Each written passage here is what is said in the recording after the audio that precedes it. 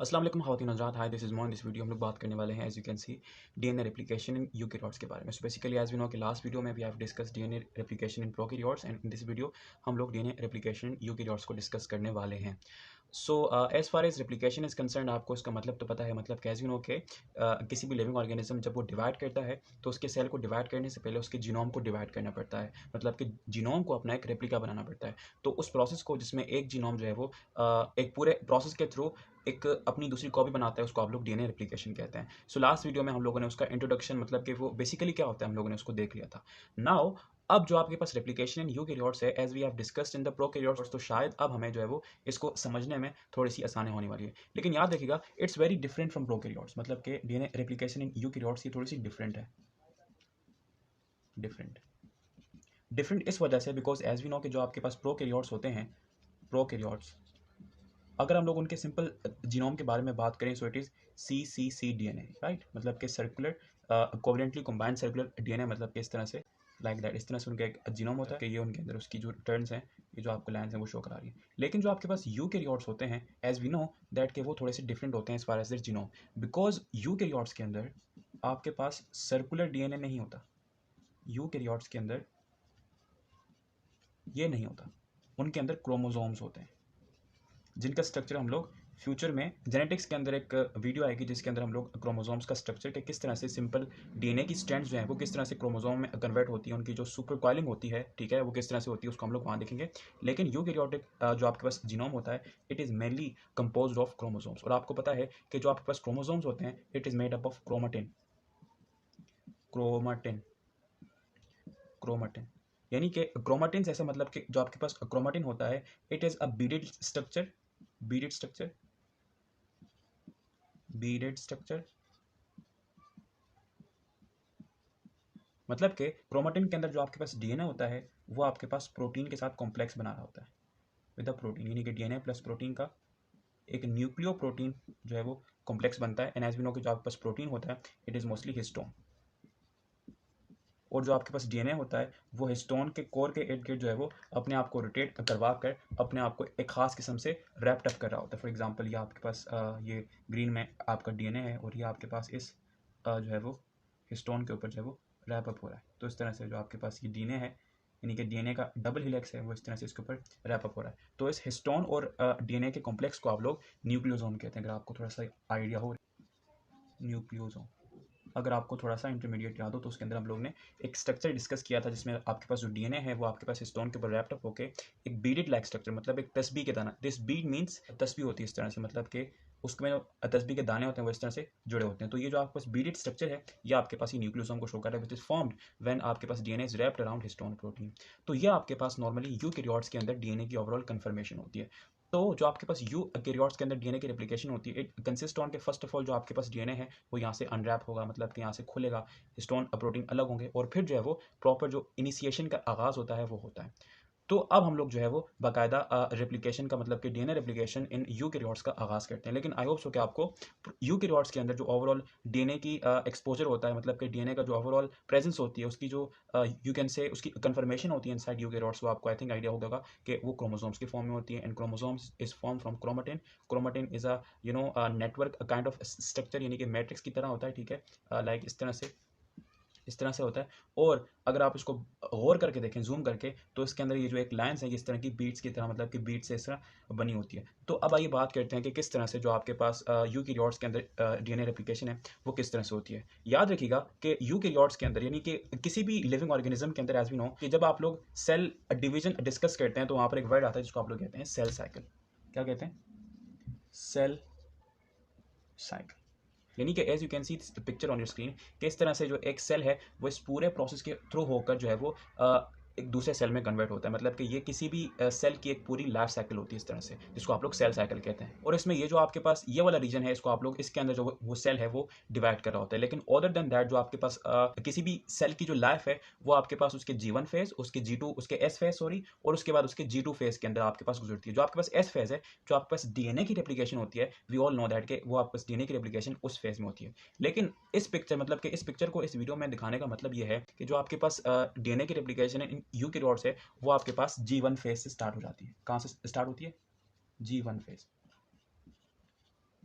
G1 phase से ही जो आपके पास डीएनए और प्रोटीन का जो कॉम्प्लेक्स है, जो कि बाद में डीएनए की अनवाइंडिंग और फिर उसके ऊपर आके जो है वो डीएनए पॉलीमरेज का अटैच होना, वो आपके पास जो है वो रिजल्ट करता है। मतलब कि जो आपके पास डीएनए और प्रोटीन का कॉम्प्लेक्स है,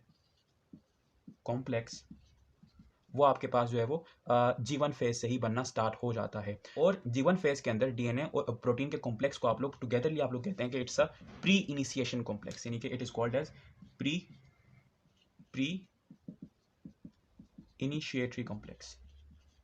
और लेटर ऑन जाकर एस फेज के अंदर, किस फेज के अंदर, एस फेज के अंदर जो आपके पास ये इनिशिएटरी कॉम्प्लेक्स है, वो आपके पास प्री इनिशिएटरी से वो आपके पास प्रॉपर एक इनिशिएटरी कॉम्प्लेक्स में कन्वर्ट हो जाएगा और फिर वहाँ से डीएनए की अनवाइंडिंग होगी और जितने भी प्रोसेस होते हैं वो कैरिड आउट होंगे।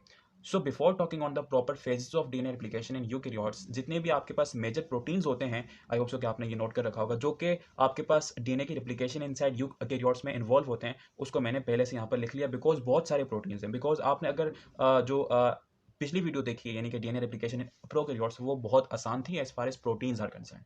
वैसे बहुत मुश्किल है, मतलब कि अगर उसको आप टेक्निकली समझने जाएं तो आपको बहुत मुश्किलात का सामना करना पड़ेगा, बिकॉज उसके अंदर वो एक ही डीएनए पॉलीमरेज एंजाइम होता है जो कि दोनों की, मतलब कि जो कि दोनों स्टैंड्स को, लीडिंग प्लस लैगिंग को आपके पास जो है वो पॉलीमराइज कर रहा होता है। लेकिन इसके अंदर ऐसा कुछ सीन नहीं है। As far as technique is concern, it's very easy to understand, लेकिन as far as stuffs are concern, number of protein enzymes are concern, बहुत ज़्यादा complexity, because as we know के prokaryotes are the old version of life and eukaryotes are the modern version of life. तो उसके अंदर आपको modernism में साथ साथ जो आपके पास प्रोटीन्स हैं वो भी ज़्यादा मिलेंगे। तो all the important proteins and enzymes are written there. और भी बहुत सारे होंगे जो कि आपको आगे जाके देखने को मिलेंगे during initiation, elongation and termination, लेकिन जो मेन है उनको मैंने यहाँ पर लिख दिया। अच्छा, बहुत सारे ऐसे भी होंगे जो कि मैंने इस वीडियो में डिस्कस नहीं करूंगा, लेकिन आपको पता है कि वो उनका भी माइन्यूट सा ही सही लेकिन रोल होगा। तो आइए वन बाय वन स्टार्ट करते हैं। तो एज वी नो के डीएनए की रेप्लिकेशन को होने के लिए सबसे जो इंपॉर्टेंट चीज़ है वो आपके पास डीएनए पॉली, यानी कि डीएनए पॉलीमरेज एंजाइम, जो कि डीएनए की पॉलीमराइजेशन करता है। अगर आपको याद हो तो प्रोकैरियोट्स के अंदर आपके पास 3 टाइप्स के डीएनए पॉलीमरेज एंजाइम थे, 1, 2 एंड 3। 3 जो है वो आपके पास मेन पॉलीमराइजेशन करता था, 2 जो है वो आपके पास वो जो इंटर ओकाजाकी फ्रेगमेंट्स थे उनको जो है वो फिलअप का काम करता था, और जो आपके पास 1 है वो I think as a DNA repairing का काम करता है। But inside eukaryotes mostly you have 5 different types of DNA polymerase enzyme. First is the alpha DNA polymerase alpha. ये आपके पास किसी भी यूकैरियोट्स सेल के अंदर एज अ प्राइमेज काम करता है, मतलब कि ये फर्स्ट ऑफ ऑल राइबोन्यूक्लियोटाइड्स आके लगाएगा, बिकॉज आपको पता है कि यहाँ पर भी डीएनए रेप्लिकेशन के लिए आपको प्राइमर्स की जरूरत पड़ती है। Primers are 5 to 10 base pair long RNA sequences, जो कि डीएनए पॉलीमरेज एंजाइम को जब वो प्रॉपर पॉलीमराइजेशन करने आएगा उसको गाइड करते हैं। अच्छा, इन दिस केस आपके पास प्राइमर्स के साथ साथ जो आपके पास डीएनए पॉलीमरेज अल्फा है वो 10 to 20 बेस पेयर डीऑक्सीराइबोन्यूक्लियोटाइड, मतलब कि एक तो होते हैं ना प्राइमर, मतलब कि फॉर एग्जांपल ये आपके पास एक स्ट्रैंड है, late me draw with the black one ताकि थोड़ा सा, for example this is the strand, मतलब कि टेम्पलेट्स हैं जिसके ऊपर डीएनए की पॉलीमराइजेशन होनी है। For example this is the 3 prime and this is the 5 prime and. तो आपको पता है कि जो आपके पास प्राइमर्स हैं वो हमेशा से 5 प्राइम एंड से 3 प्राइम एंड के ऊपर लगते हैं। तो ये जो आपके पास डीएनए पॉलीमरेज अल्फा है, ये इनिशियली आपके पास आरएनए लगाएगा, मतलब कि प्राइमर्स, प्रॉपर प्राइमर राइबोन्यूक्लियोटाइड, ठीक है। और प्राइमर लगाने के बाद याद रखिएगा it is 5 prime to 3 prime, वो 10 to 20 बेस पेयर लॉन्ग आपके पास जो है वो डीएनए भी लगाएगा। याद रखिएगा कि यूकैरियोट्स के अंदर प्राइमर्स के साथ साथ, मतलब कि जो प्राइमेज एंजाइम होता है वो प्राइमर के साथ साथ एक 10 to 20 base pair of DNA भी लगाता है। और फिर इसके बाद जो आपके पास प्रॉपर पॉलीमरेज एंजाइम है वो आपका जो है वो फर्दर इसकी पॉलीमराइजेशन करता है। लेकिन जो आपके पास प्राइमिंग होती है इनसाइड यूकैरियोट्स वो इस तरह से होती है, याद रखिएगा।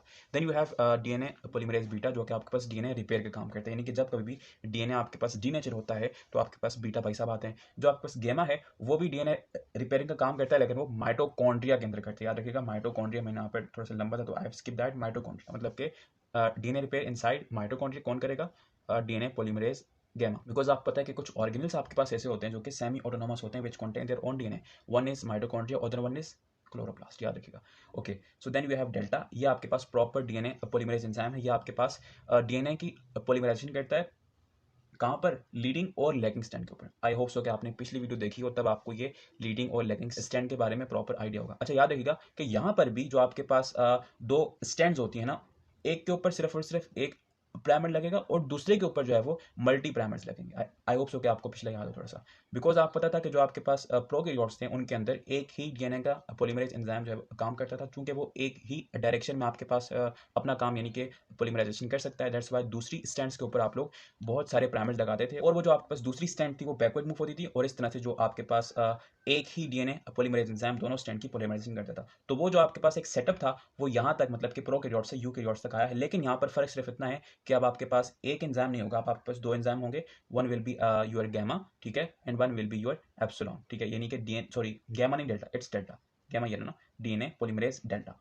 डेल्टा का काम यह है कि ये लीडिंग के ऊपर भी और लैगिंग के ऊपर भी आपके पास पॉलीमराइजेशन कर सकता है। लेकिन जो आपके पास एप्सिलॉन है यानी कि DNA polymerase epsilon it only polymerase the leading strand, ठीक है। आई होप सो कि आपको इसका समझ आया होगा। अब जो आपके पास सेकंड प्रोटीन है ये आपके पास एंजाइम था, इट इज आरपीए प्रोटीन। यहाँ पर ये सिंगल स्ट्रैंड बाइंडिंग प्रोटीन का काम करता है। एज वी नो कि जब आपको डीएनए की पॉलीमराइजेशन करनी होती है तो आप लोग डीएनए की डबल हेलिक्स को ओपन करते हैं। तो जब आप ओपन करते हैं तो उनकी ये टेंडेंसी होती है कि वो वापस से जुड़ जाती हैं। सो उनको जुड़ने से बचाने के लिए you have to use SSB यानी कि सिंगल स्ट्रैंड बाइंडिंग प्रोटीन। और जो आपके पास सिंगल स्ट्रैंड बाइंडिंग प्रोटीन है inside mostly eukaryotes they are RPA, ठीक है। अच्छा, नाउ यू हैव आरएफसी, इसका काम है क्लैम्प लोडिंग करना। अभी क्या होता है इसको आप लोग during the process I think समझेंगे तो ज्यादा बेहतर रहेगा। Now is the ORC, origin recognition complex. आपको याद है कि जो आपके पास प्रोकैरियोट्स थे उनके अंदर ओआरआई रीजन होते थे यानी कि ओरिजिन ऑफ रेप्लिकेशन। इसी तरह से जो आपके पास यूकैरियोट्स होते हैं उनके ऊपर भी यानी कि उनके जीनोम के ऊपर भी ओआरआई यानी कि ओरिजिन ऑफ रेप्लिकेशन रीजन होते हैं जहां से जो आपके पास डीएनए की रेप्लिकेशन है वो स्टार्ट होती है। तो ORC is the protein which actually binds with the origin of replication and then it attract some other protein जो कि एट द एंड आपको ये रिजल्ट करके देती हैं कि वहां पर डीएनए पॉलीमरेज अल्फा आकर वहां पर प्राइमराइजेशन करता है। सो ये आपके पास ओआरसी यानी कि ओरिजिन रिकॉग्निशन कॉम्प्लेक्स का काम है। Then you have MCM which is mini chromosome maintenance complex, ये इसका नाम है और इसका एक्चुअल फंक्शन ये है कि it is acting as a helicase. Helicase is an enzyme which opens the DNA double strand so that it acts as a DNA template and the polymerization of DNA gets happens। तो ये आपके पास helicase का काम है और वह इस case में आपके पास एमसीएम। देन आप सीडीके एंड डीडीके, ये बहुत इंपॉर्टेंट है, ठीक है। अच्छा, अब सीडीके और डीडीके क्या है? CDK means cyclin dependent kinase, ठीक है, और डीडीके मीन्स DD4 डिपेंडेंट काइनेज। अच्छा, याद रखिएगा काइनेज इज एन एंजाइम जो कि किसी भी प्रोटीन की आपके पास फॉस्फोराइलेशन करता है। असल में जो आपके पास नेचर के अंदर काइनेज एंजाइम ऐसे होते हैं जो कि किसी भी प्रोटीन को एक्टिवेट करते हैं वाया फॉस्फोराइलेशन। अच्छा, अब ये बेसिकली करते क्या? याद रखिएगा कि जो आपके पास यूकैरियोट्स होते हैं उनके अंदर इन सेल की कंबाइंड कंसंट्रेशन डिसाइड करती है कि आपके पास सेल को किस फेज में होना है। याद रखिएगा जब इनकी यानी कि सीडीके और डीडीके की आपके पास कंसंट्रेशन लो होती है तो उस पर यानी कि जब ये बनना शुरू होते हैं और लो कंसंट्रेशन में होते हैं तो उनकी लो कंसंट्रेशन ट्रिगर करती है आपके पास जीवन फेज के अंदर प्री इनिशिएटरी कॉम्प्लेक्स को। यानी कि इनिशिएशन के अंदर हम लोग देखेंगे कि प्री इनिशिएटरी कॉम्प्लेक्स बनता है। वो कब बनता है? जब ये प्रोटीन की जो आपके पास बनना है वो स्टार्ट होकर थोड़ा सा मतलब कि उनकी जो आपके पास ओवरऑल कंसंट्रेशन होती है सीडीके ओवर डीटीके वो इतनी उस लेवल तक होती है यानी कि इतनी लो होती है यानी कि वो उनकी जो आपके पास ओवरऑल कंसंट्रेशन है वो ट्रिगर करती है प्री इनिशिएटरी कॉम्प्लेक्स फॉर्मेशन। और जब वो हाई हो जाती है तो वो एक सेल को उसके जीवन फेज से एस फेज में कन्वर्ट करती है, मतलब कि उसके प्री इनिशिएटरी कॉम्प्लेक्स को। अच्छा, ये प्री इनिशिएटरी कॉम्प्लेक्स बेसिकली क्या है? प्री इनिशिएटरी कॉम्प्लेक्स मतलब कि प्रोटीन और डीएनए का कॉम्प्लेक्स। आई होप सो कि आपने थोड़ी देर पहले मैंने यहाँ पर डिस्कस किया था वो आपको याद हो। तो उसको वो इनिशिएटरी कॉम्प्लेक्स में कन्वर्ट कर देती है, मतलब कि अब जो आपके पास वो प्रोटीन है वो अट्रैक्ट करेंगे डीएनए पॉलीमरेज अल्फा को और वहां से प्रॉपर जो है वो डीएनए की रेप्लिकेशन की शुरुआत होगी। तो ये आपके पास ओवरऑल मेन प्रोटीन्स थे जो कि इन्वॉल्व होते हैं during DNA replication in eukaryotes. अब आइए प्रॉपरली जो आप लोग एज वी नो कि आपके पास जो भी आपके पास डीएनए बेस्ड प्रोसेस होता है, जो भी आपके पास जो है वो डीएनए बेस्ड प्रोसेस होता है, as we know it depends on three main steps. Number one, exactly, initiation. Number two, elongation. elongation बहुत आसान है, अगर आपको प्रोकैरियोट्स की याद है तो it is very much similar. और थोड़ा सा एक दो प्रोटीन्स का फर्क है और थोड़ा सा मेथड्स का फर्क है, बाकी बहुत बहुत हद तक सेम है, almost 90%। elongation and third you have termination. Termination भी बहुत आसान है, लेकिन यहाँ पर एक प्रॉब्लम होती है इनसाइड यूकैरियोट्स जिसको आप लोग एंड रेप्लिकेशन प्रॉब्लम कहते हैं, टर्मिनेशन प्रॉब्लम भी अक्सर कहते हैं, उसको भी हम लोग इस वीडियो के एंड में डिस्कस करेंगे। So you have three main steps जिसके ऊपर जो है वो हर डीएनए का प्रोसेस कैरियर आउट होता है। तो अब आइए वन बाय वन इनको स्टार्ट करते हैं, लेकिन first of all talk about the initiation. लेकिन आप लोग इसकी एक स्क्रीनशॉट ले लें ताकि आपको ये अच्छी तरह से याद रहे कि ये कौन से प्रोटीन थे, और आप लोग इसको बाद में क्रॉप करके अपनी गैलरी में सेव रखेंगे ताकि आपको जो है वो लिखने की जरूरत ना पड़े। You can just watch this and you can remember that कि किस प्रोटीन का क्या काम है। So now let's talk about the initiation. So भाई ये बात करते हैं इनिशिएशन के ऊपर। So first of all initiation में होगा ये कि बट बिफोर दैट आप लोग ये देख लें कि यह आपके पास वो अनरैप्ड डीएनए है जिसको हम लोगों ने जो है वो न्यूक्लियोसोम से अनरैप्ड किया है, मतलब कि हिस्टोन प्रोटीन से अनरैप्ड किया है। नाउ अब आपके पास फर्स्ट ऑफ ऑल होगा ये कि आपके पास आएगा ORC। ORC ORC means origin recognition complex, और वो आकर आपके पास इस ओरिजिन के ऊपर यानी कि ओरिजिन ऑफ रेप्लिकेशन के ऊपर आपके पास आके अटैच होगा। अच्छा याद रखिएगा, अनलाइक प्रोकैरियोट्स, यूकैरियोट्स के अंदर आपके पास मल्टी ओरिजिन्स होते हैं, यानी कि you have multi ORI regions, because as we know कि आपके पास यूकैरियोटिक डीएनए है, it is very very much large, ठीक है, as compared with the prokaryotic one. तो उसी की वजह से आपके पास यहाँ पर जो आपके पास ORI रीजन्स हैं वो भी बहुत सारे होते हैं, और इवन द सेम टाइम आपके पास मल्टीपल रेप्लिकेशन बबल्स आपके पास बनती हैं, और आपके पास मल्टीपल जगह पर जो है वो डीएनए की रेप्लिकेशन चल रही होती है। अच्छा नाउ आपके पास ORC आएगा और आपके पास ORI रीजन के ऊपर आकर अटैच होगा। सो लेट्स से अब आपके पास ये जो रेड में है यह आपके पास क्या है, इट इज़ द ORC यानी कि origin recognition complex, like that. For example let's say कि ये आपके पास ORC है और यहाँ पर आकर ये अटैच हो चुका है आपके पास इस अब आपकी डीएनए की स्ट्रैंड के साथ। So now let me finish that. So ये आपके पास क्या है, it is ORC. Now once the ORC has been attached with the origin, मतलब कि origin of replication, then it will recruit two other proteins, यानी कि it will recruit यानी कि ये will activate करेगा दो other protein को, one will be CDC6 and the other one will be CDT1। ये आपके पास जो दो प्रोटीन्स होंगे इनका एक कॉम्प्लेक्स होगा जो कि आपके पास जो है वो MCM 27 कॉम्प्लेक्स को आपके पास एक्टिवेट करेगा। Now remember what was MCM, MCM was mini chromosomal maintenance complex. तो ये जो आपके पास MCM होगा it acts as exactly helicase, helicase, और ये जो आपके पास हेलिकेज है ये आकर अटैच होगा इस ORC यानी कि ओरिजिन रिकॉग्निशन कॉम्प्लेक्स के ऊपर, और यहाँ पर आकर वो जो आपके पास MCM यानी कि हेलिकेज है वो आकर अटैच होगा। So let me erase that. अच्छा जब आपके पास हेलिकेज आता है सो यहाँ पर ये अटैच रहता है, याद रखिएगा, और जो आपके पास हेलिकेज है वो एक खास रीजन के ऊपर एक खास सीक्वेंस के ऊपर आकर आपके पास अटैच होता है। अच्छा नाउ आई होप सो कि आपको ORI का बेसिकली मतलब पता होगा। असल में ORI रीजन्स होते हैं जीनोम के ऊपर, कुछ सीक्वेंसेस होते हैं, कुछ रिपीट्स होते हैं न्यूक्लियोटाइड्स के, एक लंबा सा स्ट्रेच होता है, छोट सा लेकिन लंबा सा, जो कि आपके पास एज अ जो है वो बाइंडिंग सीक्वेंसेस काम करते हैं फॉर दिस प्रोटीन। मतलब कि ये ORC इसके ऊपर तभी बाइंड हुआ क्योंकि ये ORC के जो आपके पास कॉम्प्लीमेंटेशन है ये इस रीजन के साथ मिल रही थी। सो दैट्स वाई ये आपके पास ORI रीजन्स होते हैं। देन यू हैव व्हाट, अब आपके पास जो हेलिकेज है वो आएगा, but for that let me erase this.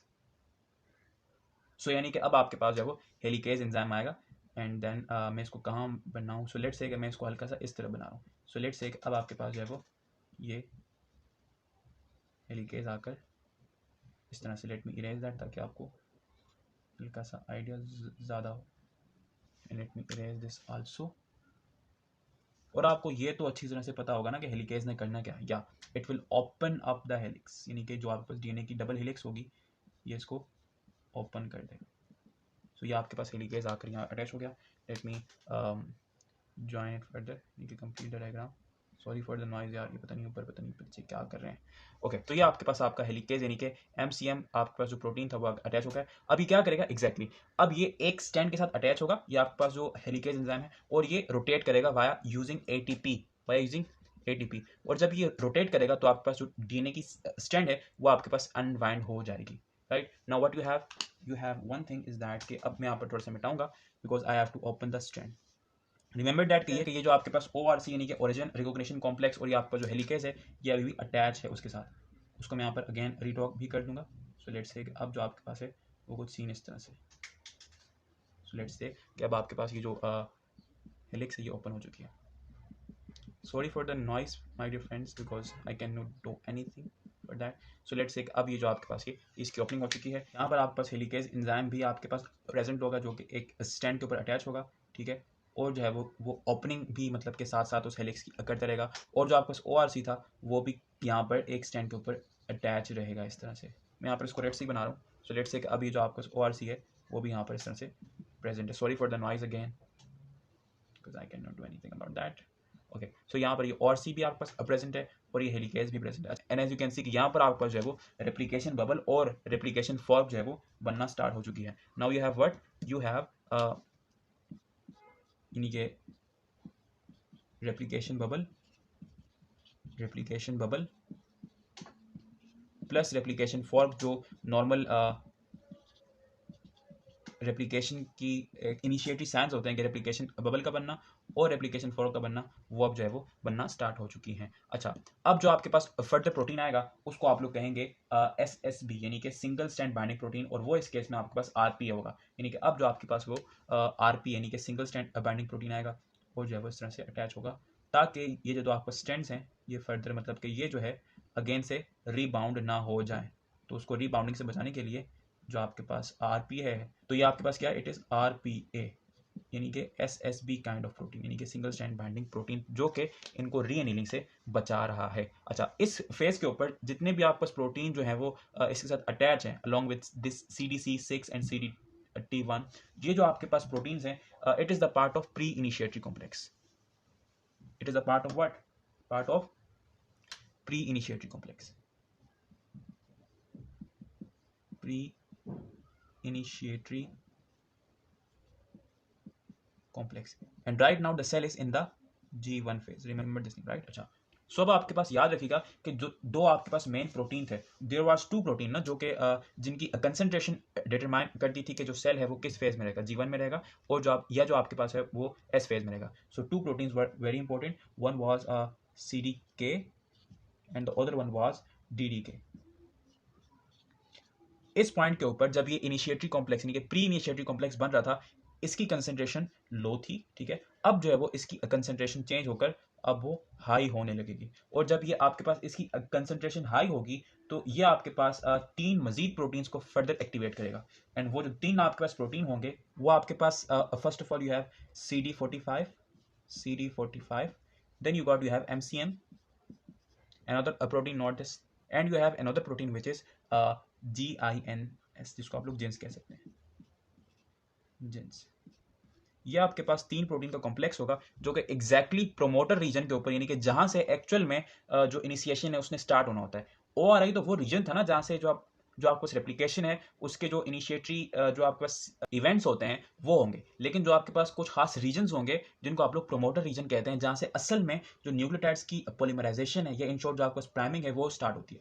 तो लेट्स से कि ये जो आपके पास ये रीजन है, right, for example like that this region, this is your promoter. तो ये जो आपके पास कॉम्प्लेक्स है ये आकर इस प्रोमोटर रीजन के ऊपर आपके पास अटैच होगा। So let me draw this promoter region along with this protein complex हो। सो लेट्स से कि ये जो आपके पास ग्रीन में है ये आपके पास CD4 है, ये जो आपके पास रेड में है ये आपके पास MCM है, MCM, और ये जो आपके पास ब्लैक में है this is your jeans, GINS।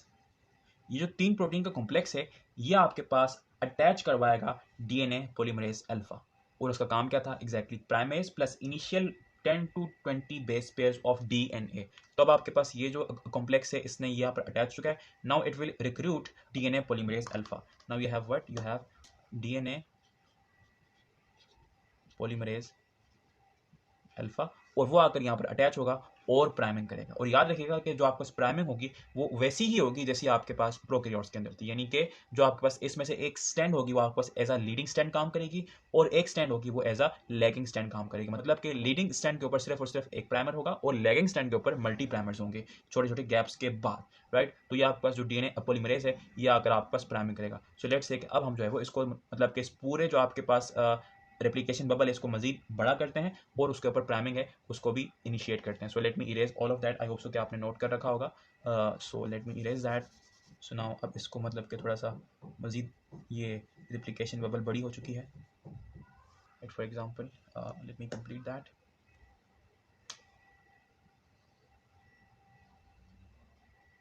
Like that.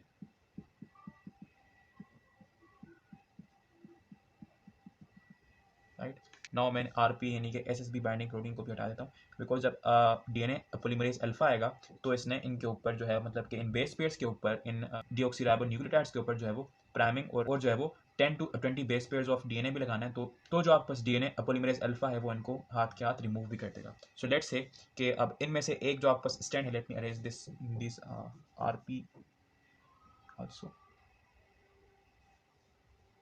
Right. Now for example अब क्या सिचुएशन है, अब सिचुएशन कुछ यूँ है कि इनमें से एक स्टैंड के ऊपर सिर्फ और सिर्फ एक आपके पास प्राइमर होगा, राइट देयर, और साथ साथ आपके पास एक शॉर्ट सी लेकिन DNA का एक स्टैंड भी होगा। लेकिन ऑन द अदर हैंड जो आपके पास दूसरी स्टैंड है, लेट मी मेक इट थोड़ा सा ओपन करके, उसके ऊपर जो है वो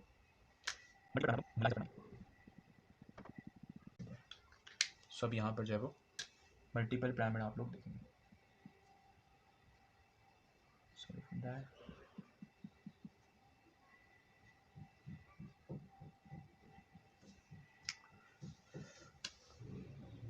और छोटा सा आपके पास डीएनए का सेगमेंट भी होगा, छोटा सा नहीं, ऑलमोस्ट 10 to 20 बेस पर होता है, जो कि डीएनए की लैंग्वेज में बहुत ही छोटा सीक्वेंस है, बहुत ज़्यादा छोटा।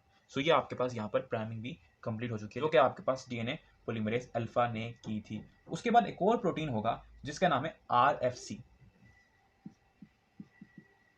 और इस प्रोटीन का काम यह है कि एक दूसरे प्रोटीन को, जिसको आप लोग आई थिंक पीसीएनए रिंग कहते हैं, पीसीएनए रिंग, वो आकर इस न्यूक्लियोटाइड यानी कि इस डीएनए और इस आरएनए के जो जंक्शन है इसके ऊपर लगाता है। मतलब कि इस तरह से, लेट से कि अगर हम लोग इसको इस तरह से कर दें, तो लेट से कि ये आपके पास एक रिंग लगी हुई है, ठीक है। इसका फंक्शन क्या है इसको मैं थोड़ा सा एक्सप्लेन करता हूँ, लेकिन इस तरह से ये जो पीसीएन है रिंग है, यहाँ पर इस तरह से अटैच होती है, and one is there also.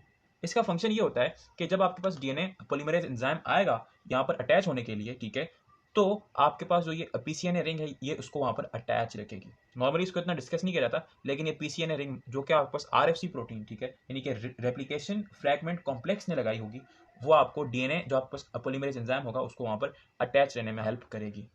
और जब आपके पास ये पीसीएनए रिंग लग जाएगी, उसके बाद आएंगे आपके पास DNA polymerase delta and DNA polymerase epsilon, और अपनी रिस्पेक्टिव स्ट्रैंड्स के ऊपर कौन से DNA pol delta and epsilon.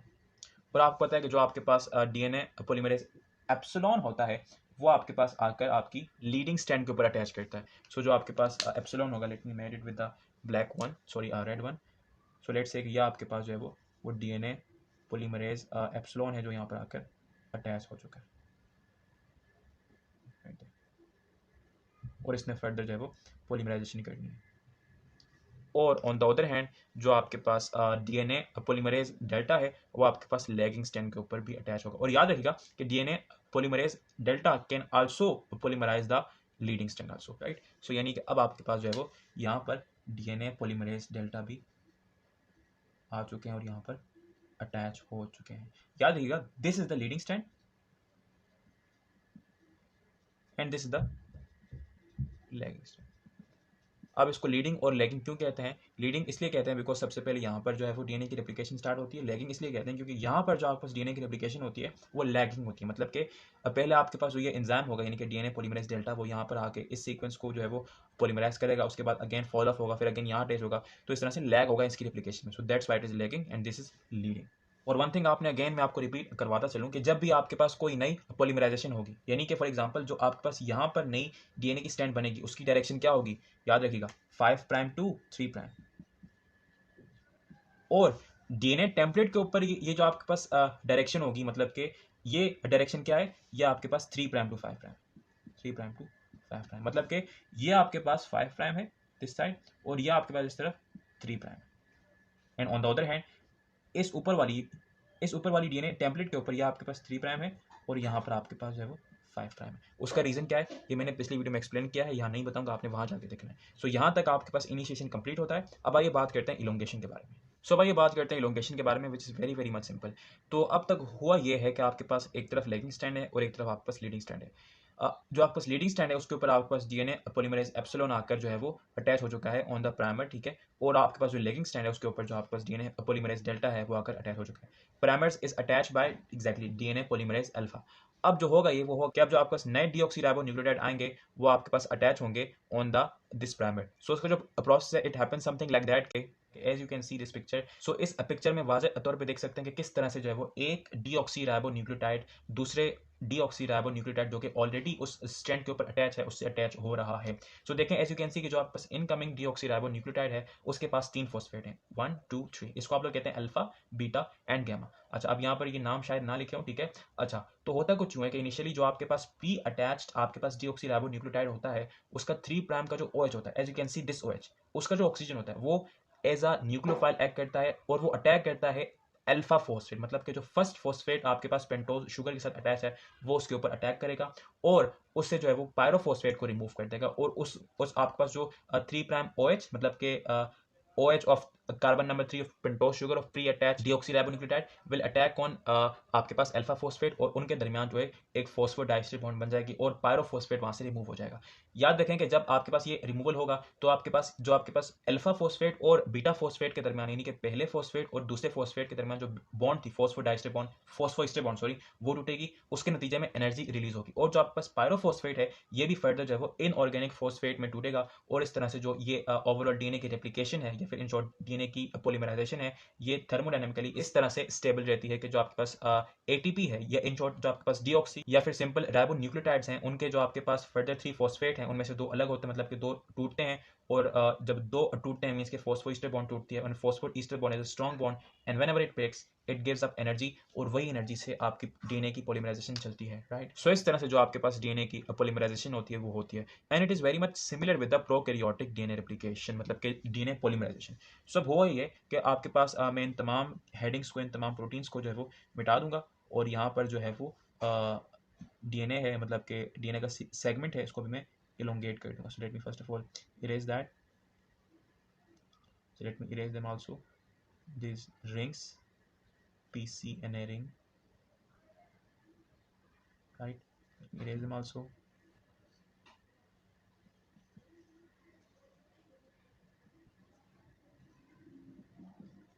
So this is something like that. अब मैं इसको प्राइमर भी अगेन ड्रॉ करना पड़ेगा। Let me complete that picture first of all. Right there. So अब जो है वो प्राइमर्स भी कंप्लीट करते हैं, हालांकि इसको हम लोग ने रिमूव करना है लेकिन एक प्रोसेस है रिमूव करने का, दैट्स वाई मैं इसको अगेन जो है वो ड्रॉ कर रहा हूँ। सो ये जो है वो यहाँ पर भी प्राइमर। सो यानी कि अब जो है वो डीएनए की रेप्लिकेशन इस तरह से कंप्लीट हो जाएगी और ये पूरी स्ट्रैंड के ऊपर इस तरह से डीएनए लग जाएगा, राइट। और इंटर प्राइमर्स के ऊपर भी आपके पास जो है वो इस तरह से मतलब कि जो आपके सेगमेंट्स थे वो भी इस तरह से कंप्लीट होंगे। सो इस तरह से जो आपके पास डीएनए पॉलीमरेज है वो यहाँ पर अपनी पॉलीमराइजेशन करके वो आगे चला गया है और जो आपके पास डीएनए पॉलीमरेज है वो आगे चला गया है और साथ साथ इसने पूरे सीक्वेंस को जो है वो इस तरह से रेप्लिकेट कर दिया। सो लेट मी ओपन दैट ताकि मैं जो है वो इसको जो है वो बिल्कुल स्ट्रेट कर दूँ। Let me totally raise that और totally made it again from beginning ताकि जो है वो हम लोग एक्सप्लेन कर सकें। So as you can see कि अब आपके पास ये जो है जो आपके पास डीएनए पॉलीमरेज एंजाइम है वो आगे मूव हो चुका है और यहाँ पर ये मतलब कि ये कुछ हो चुका है कि जो आपके पास लीडिंग स्ट्रैंड थी जिसके ऊपर एक प्राइमर था वो बिल्कुल कंप्लीट हो चुकी है और इस तरह से लेगिंग स्ट्रैंड भी जो आपके पास उनका जो इंटर प्राइमर सेगमेंट्स थे वो भी कंप्लीट हो चुके हैं। अब आपके पास 2 प्रोटीन आएंगे, one will be the similar which was in prokaryote which was RNAH यानी कि RNAH and the other protein will be actually FENE यानी कि FENE। ये जो 2 आपके पास प्रोटीन्स हैं इन दोनों का काम एक है which is the RNase activity, मतलब कि ये आएंगे और ये जो आपके पास प्राइमर्स हैं ग्रीन कलर के ये इनको क्लीव आउट करके रिमूव कर देंगे यानी कि नाउ दे हैव कम और they have remove this primer right there. जितने भी प्राइमर्स थे ये सब रिमूव हो चुके हैं यानी कि एज यू कैन सी कि जितने भी आपके पास प्राइमर्स थे वो सब रिमूव हो चुके हैं वाया RNAH एंड FENE। याद रखिएगा कि जो आपके पास RNAH है वो मोस्टली आपके पास काम करता है लीडिंग स्ट्रैंड के ऊपर, कहाँ पर लीडिंग स्ट्रैंड के ऊपर, ठीक है। और जो आपके पास FENI प्रोटीन है इट वर्क्स ऑन बोथ यानी कि leading as well as lagging यानी कि लीडिंग के ऊपर से भी प्लस जो आपके पास लेगिंग है उसके ऊपर से भी जो आपके पास प्राइमर्स हैं उनको ये प्रोटीन मतलब कि ये एंजाइम जो है वो एक किस्म का एंजाइम ही है यानी कि ये RNase एक्टिविटी करता है। RNA sorry it's not RNA RNase, ठीक है। तो यानी कि ये जो 2 आपके पास प्रोटीन या इन शॉर्ट एंजाइम है ये RNase एक्टिविटी करते हैं और प्राइमर्स को जो है वो रिमूव आउट करते हैं। याद रखिएगा RNA बेस्ड प्राइमर्स, नॉट वो जो आपके पास एडिशनल 10 to 20 वाले थे, मतलब कि उसको आपके पास रहने देते हैं और जो प्राइमर्स थे RNA बेस्ड उसको वो रिमूव कर देते हैं। सो यहाँ पर आपका जो इलोंगेशन है वो आपके पास खत्म होती है और जो आपके पास टर्मिनेशन है वो भी बहुत आसान होती है। विल सीइंग दैट उसमें होता है कि जो आपके पास मल्टीपल आपके पास जो रेप्लिकेशन बबल होती हैं वो जो है वो एक दूसरे के साथ मिलकर वो ओपन हो जाती हैं और जो 2 आपके पास डीएनए का डबल स्ट्रैंड स्ट्रक्चर है वो भी अपने आप से सेपरेट हो जाता है, और वो सेपरेट किस पॉइंट पे होता है, याद रखिएगा टर पॉइंट, यानी कि टर सीक्वेंस के ऊपर, यानी कि टर पोजीशन के ऊपर, टर रीजन के ऊपर, यानी कि टर्मिनेशन रीजन्स के ऊपर। सो that is it with the elongation. अब आइए बात करते हैं आपके पास टर्मिनेशन के बारे में। सो आइए बात करते हैं termination of DNA replication in eukaryotes. तो जिस तरह से आपके पास इनिशिएशन थी, इसी तरह से जो आपके पास टर्मिनेशन है वो भी होती है। मतलब कैसे भी ना हो कि जो आपके पास इनिशिएशन है वो स्टार्ट होती है ओआरआई रीजन से, यानी कि ओरिजिन ऑफ रेप्लिकेशन से। सो इसी तरह से आपके पास एक खास किस्म के न्यूक्लियोटाइड के सीक्वेंस होते हैं जीनोम के ऊपर। व्हाट? न्यूक्लियोटाइड सीक्वेंस, ठीक है, जो कि ऐसा एक्ट करते हैं एज अ टर्साइड्स, टर्साइड्स। और मोस्टली आपके पास रिपीट्स होते हैं, याद रखिएगा क्या होते हैं, रिपीट्स। मतलब कि स्मॉल स्मॉल सेगमेंट्स होते हैं जीनोम के, वो मल्टीपल रिपीट्स में अकर करते हैं ऑन द जीनोम सेगमेंट। तो जब आपके पास फॉर एग्जांपल लेट्स से कि अब हमारे पास ये आपके पास एक ओपन स्टैंडर्ड डीएनए है, ठीक है, दोनों साइड के ऊपर। हालांकि चाहिए हमको सिर्फ और सिर्फ एक, but let us draw both of them to make more sense. So let's say कि आपके पास जो है वो ये जो रीजन है दिस वन, यहाँ से लेकर यहाँ तक 1 2 3 4 5 बेस पे। हालांकि ये ऑलमोस्ट मतलब के रिपीट्स होते हैं, मतलब कि फॉर एग्जांपल 5 बेस पे और ये 30 टाइम्स रिपीट हो रहा होगा, ये आपके पास टर्साइड होती है। जब फॉर एग्जांपल जो आपके पास डीएनए पॉलीमरेज होता है, लाइक फॉर एग्जांपल ये आपके पास जो आप मैं रेड में ड्रॉ कर रहा हूँ, ये आपके पास डीएनए पॉलीमरेज है, और ये जो है आपके पास डीएनए की पॉलीमराइजेशन करते हुए यहाँ तक पहुंचा, मतलब कि यहाँ तक इसने इस सिंगल स्टैंड को डबल स्टैंड में कन्वर्ट किया, और जब यहाँ पहुंचा तो जब इसने इसको सेंस किया तो इसको कंप्लीट करने के बाद जो है वो ये यहाँ से फॉल ऑफ हो गया। मतलब कि यहाँ पर जो आपके पास डीएनए की पॉलीमराइजेशन है वो टर्मिनेट हो गई, रेप्लिकेशन अभी टर्मिनेट नहीं हुई है। वो क्यों, उसको हम लोग थोड़ी देर में डिस्कस करते हैं।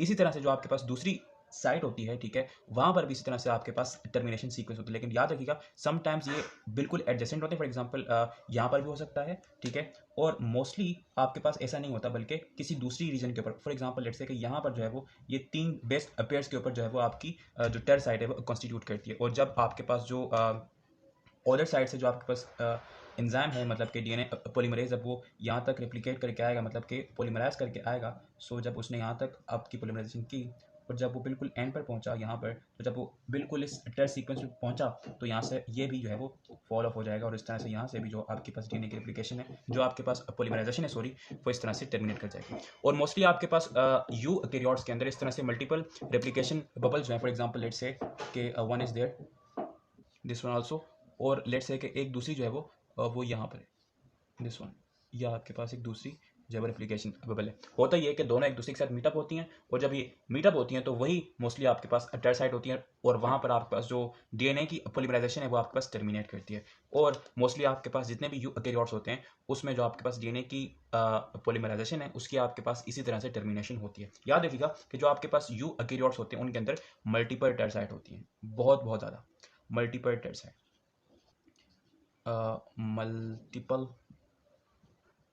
टेट्स, मतलब कि जो आपके पास टेट्साइड होते हैं they are more than one. Because याद रखिएगा कि आपके पास जो यूकेरियोटिक जीनोम होता है वो आपके पास सर्कुलर नहीं होता, मतलब कि एक सिंगल स्टेच आपके पास एज अ जीनोम काम नहीं करेगा। Because as we have discuss ना कि जो आपके पास यूकेरियोट्स होते हैं उनके अंदर आपके पास क्रोमोसोम्स होते हैं, तो बिकॉज एक क्रोमोसोम के ऊपर भी आपके पास मल्टीपल आपके पास टेट्साइड होती हैं, तो ओवरऑल जीनोम के ऊपर ऑफ कोर्स मल्टीपल ही होंगी।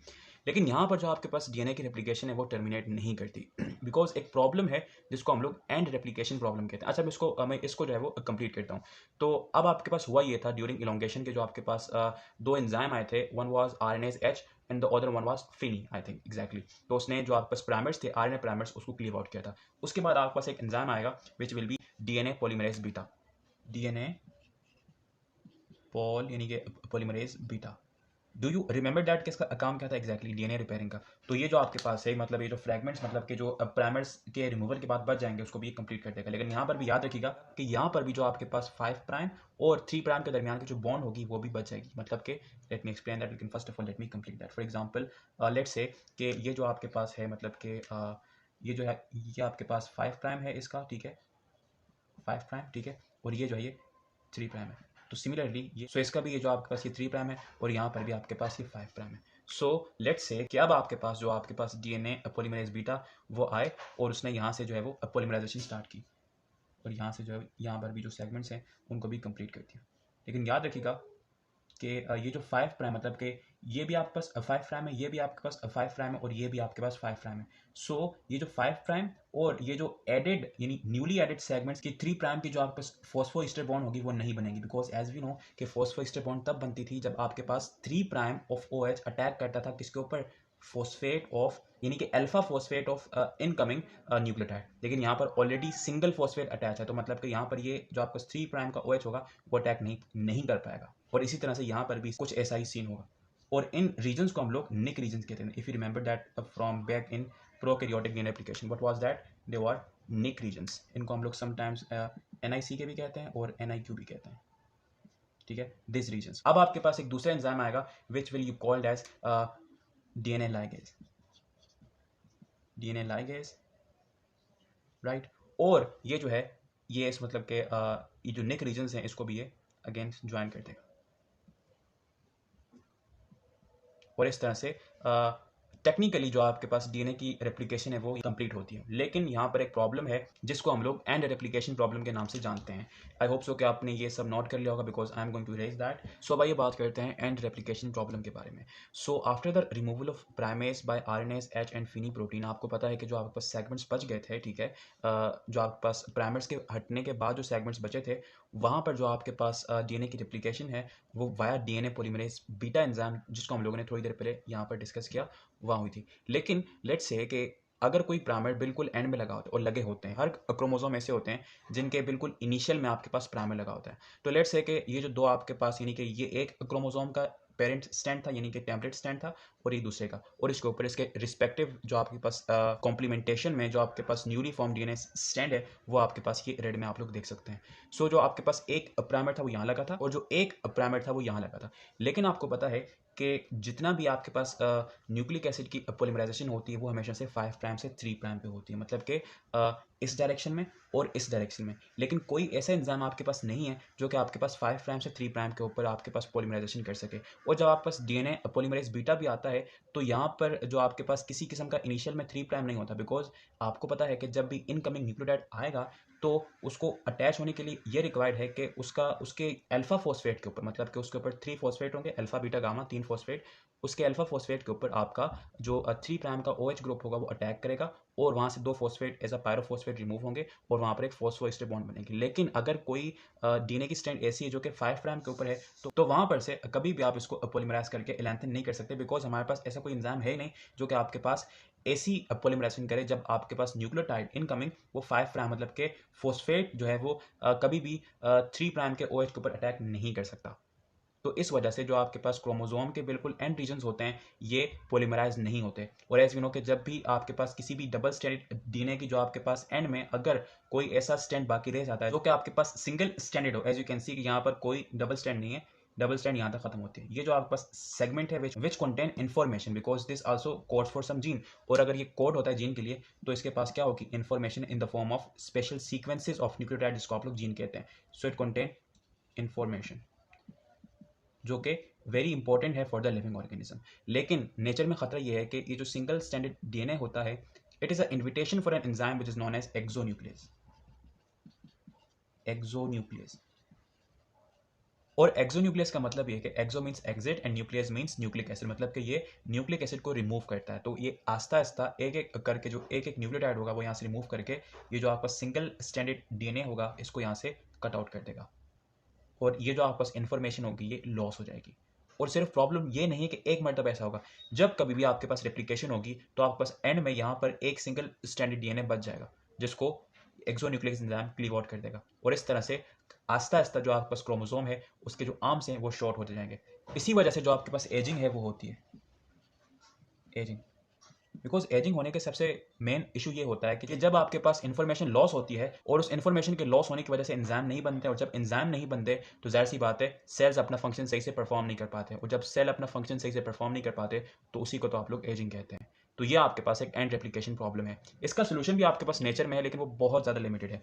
सोल्यूशन ये है कि आपके पास नेचर में खास किस्म के एंजाइम होते हैं जिनको आप लोग कहते हैं टीलोमरेज एंजाइम। क्या कहते हैं?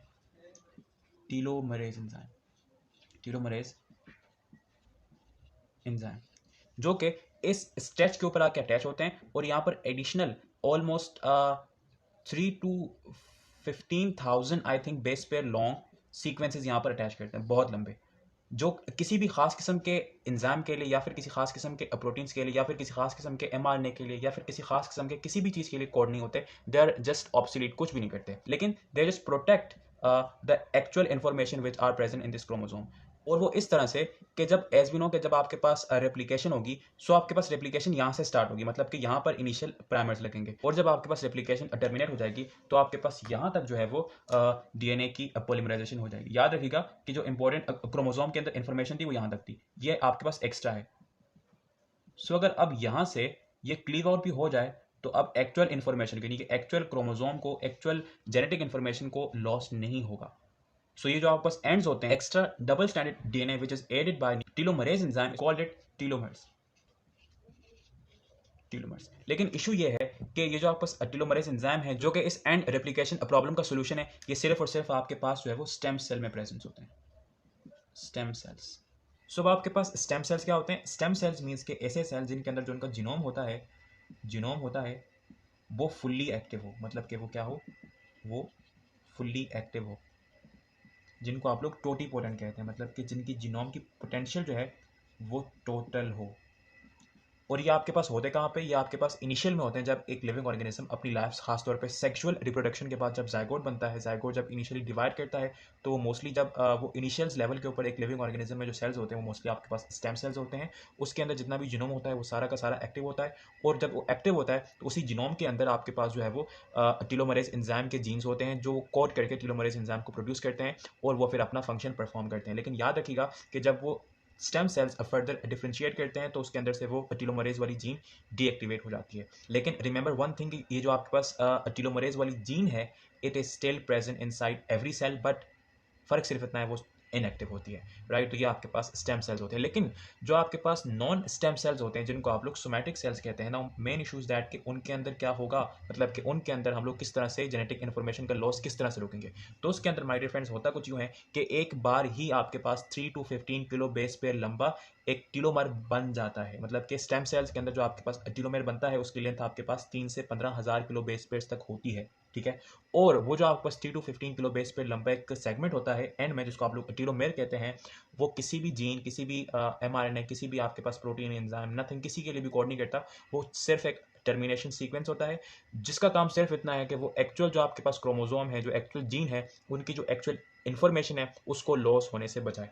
और याद रखिएगा कि एवरी टाइम जब एक सेल डिवाइड करता है, ये जो आपके पास टेलोमेर है वो शॉर्ट होता जाता है, और जब ये शॉर्ट होता है तो एज वी नो के exonuclease will going to cleave that out, और इस तरह से करते करते जो आपके पास टेलोमेर होते हैं वो आस्ता आस्ता ख़त्म होने लगते हैं। और एट द एंड एक ऐसा टाइम आता है कि जब आपके पास एक्चुअल जीन्स की जो इन्फॉर्मेशन होती है वो लॉस्ट होने लगती है, और जब वो लॉस होती है तो यू विल से दैट कि अब जो सेल है now it is entered into the process of ageing, और वो आस्ता आस्ता से वो जो लिविंग ऑर्गेनिज्म है जिसमें ये जो आपके पास टेलोमेर है ये ख़त्म हो चुका है, now it will move towards ageing and it will move towards the wear and tear of its body, right. लेकिन अगर हम लोग बात करेंगे जो आपके पास टेलोमरेज एंजाइम है वो अपना फंक्शन किस तरह से परफॉर्म करता है, तो याद रखिएगा कि लेट्स से कि ये आपके पास वो आखिर में एक सीक्वेंस बच गया जो कि फर्दर पॉलीमराइज नहीं हुआ बिकॉज ऑफ द रीजन जो कि हम लोगों ने पीछे एक्सप्लेन किया। अब जो आपके पास टेलोमरेज एंजाइम होता है it look something like that, for example let's say कि मैं इसको रैंडमली इसका एक शेप बना रहा हूँ। असल में इसके अंदर एक खास किस्म के राइबोन्यूक्लियोटाइड का एक सीक्वेंस होता है, मतलब कि इट्स अ प्रोटीन,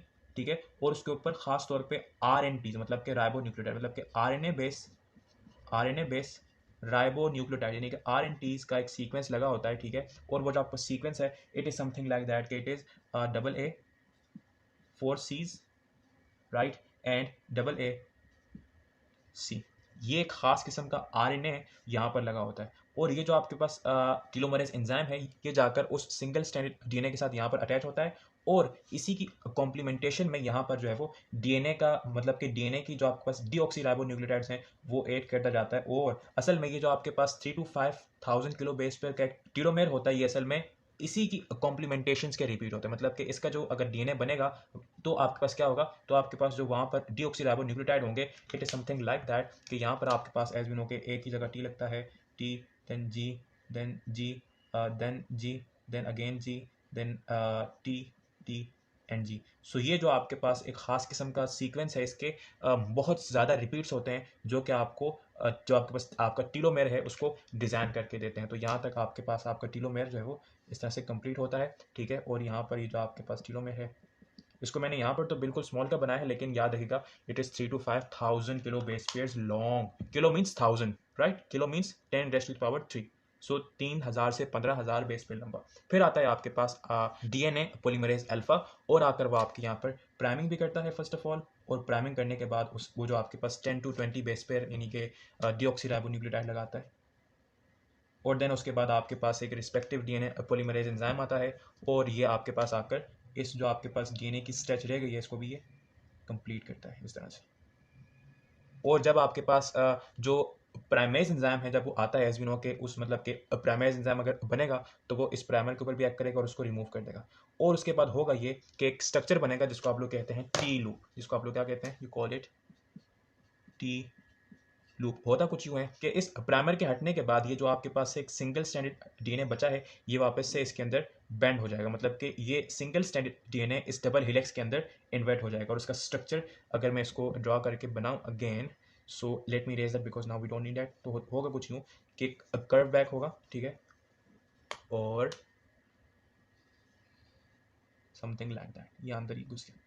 और ये जो रेस्ट ऑफ द जो आपके पास DNA है मतलब कि डबल स्टैंडर्ड DNA, और वो इस तरह से इसके साथ जाएगा यहाँ तक, और जो है वो यहाँ पर जो उसकी हाइड्रोजन बॉन्ड्स हैं, let me made it also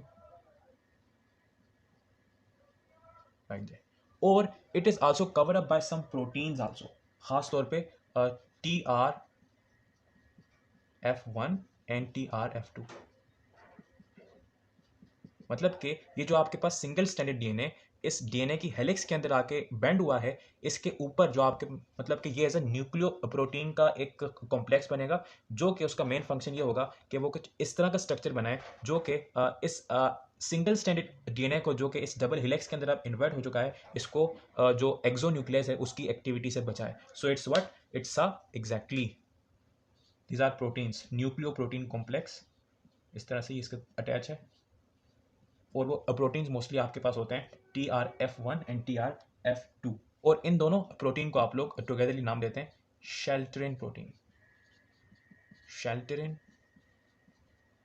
protein, because ये एक खास किस्म का शेल्टर प्रोवाइड करते हैं इस एंड के जो आपके पास ये जो सिंगल स्टैंडर्ड DNA है इसको, ताकि इसको बचाया जा सके from the exonuclease activity. And this is how, लेकिन फिर भी याद रखिएगा कि लाजमी नहीं है कि हमेशा से इस तरह से प्रोटेक्टेड है, लेकिन फिर भी आपके पास जो सम एक्सोन्यूक्लियस एंजाइम है वो यहाँ पर रीच करते हैं और इस सिंगल स्टैंडर्ड DNA को क्लीव आउट करते हैं, जिसकी वजह से ये जो आपके पास टीलोमेर है ये भी शॉर्ट होता जाता है। और एक वक्त ऐसा आता है कि जो आपके पास शॉर्टिंग है वो इतनी बढ़ जाती है कि अब जो आपके पास सिंगल स्टैंडर्ड DNA जो आखिर में बच जाता है वो इनसाइड द जीन होता है, और इस तरह से जो आपके पास किसी भी सेल के जीनोम की इन्फॉर्मेशन है वो लॉस होने लगती है, और वो सेल आपके पास एट द एंड एजिंग में इंटर होता है, और फिर इस तरह से उसकी डेथ आहिस्ता आहिस्ता होने लगती है। तो याद रखिएगा इस टी लूप के स्ट्रक्चर को आपने याद रखना है, ठीक है, which is what, which is a nucleo protein complex protein. इसमें आपके पास TRF1 होते हैं और TRF2 होते हैं, टुगेदर आप इसको शेल्टेड प्रोटीन कहते हैं, और ये जो स्ट्रक्चर है आपको इसको आप लोग टी लूप कहते हैं। लेकिन यहाँ पर जो आपके पास DNA रेप्लिकेशन ऑफ यूकैरियोट्स वो एंड करती है, और आई होप सो कि जितना भी मैंने डिस्कस किया है वो आपको समझ आया होगा। अच्छा, मैंने यहाँ पर इतना डिटेल में डिस्कस नहीं किया बिकॉज मैं उम्मीद करता हूँ कि आप लोग DNA रेप्लिकेशन ऑफ प्रोकैरियोट देख के आए हैं, बिकॉज अगर आप वो देख के आए हैं